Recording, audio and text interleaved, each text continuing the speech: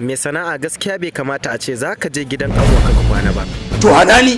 Ka ji matsalar ka, ina nuna maka in kai haka mutane za su ce da kai na hauka. Ko ba hauka ba, hauka.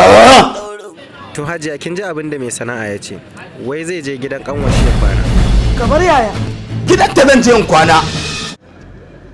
To wai kai mai sana'a tsaya ma, me yasa kake son ka je gidan ƙanwarka ka kwana ne? In na je yau na kwana gobe na je na kwana mijinta zai gaji ya sake ta. To me ta maka ne wai? Na je wai mijinta yana faɗin magana ko ta goyi da bayana ta goyi da bayansa. Hajiya kin ji fa abin da ya ce, ko a da kin taɓa jin irin wannan abu? Tabbija. To ko a garin Maguza ban taba jin irin wannan ba. To tunda ka ki jin maganar Hajiya, ga kakanan, kakai mai faɗa. Yanzu kai har abada kenan watan hankali ya kaura daga gurin ka ko? To ana ake siyarwa in je in siya shi hankalin. Ni fa na haifi ubanka. In ke kika haifi babana ni kin haifan ne?